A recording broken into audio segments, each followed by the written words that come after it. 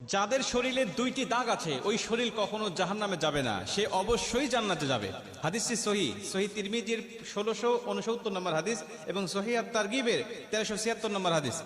হযরত আবু উমামা রাদিয়াল্লাহু তাআলা আনহু হাদিসটা বর্ণনা করেছেন। রাসূল সাল্লাল্লাহু আলাইহি ওয়াসাল্লাম বলেন, যাদের শরীরে দুইটা দাগ আছে এবং যাদের শরীর থেকে 2 ফোঁটা তরল পদার্থ নির্গত হয় ওই শরীর কখনো জাহান্নামে যাবে না, সে অবশ্যই জান্নাতে যাবে এবং আল্লাহ পাকের কাছে এই শরীরটা সবচেয়ে প্রিয় শরীর। রাসূল সাল্লাল্লাহু আলাইহি ওয়াসাল্লাম বলেন, 1 নম্বর দাগ হলো যে ব্যক্তি জিহাদের ময়দানে আল্লাহকে খুশি করার জন্য, আল্লাহর দ্বীন কায়েম করার জন্য অথবা আল্লাহর সন্তুষ্টির জন্য যে ব্যক্তি বাতিলের মোকাবেলা করতে গিয়ে শত্রু পক্ষের আঘাতে তার শরীরে ছোট্ট একটা দাগও যদি বসে যায়, এই দাগটা কিয়ামতের ময়দানে সুপারিশ করে বা এই দাগটা থাকার কারণে কিয়ামতের ময়দানে আল্লাহ পাক তাকে জান্নাতে দিয়ে দিবে। নবীজি সাল্লাল্লাহু আলাইহি ওয়াসাল্লাম বলেন, 2 নম্বরে ফরজ ইবাদত সমূহের কোন একটি দাগ যদি তার শরীরে দেখা যায়, যেমন নামাজ পড়তে পড়তে সেজদা দিতে দিতে কপালে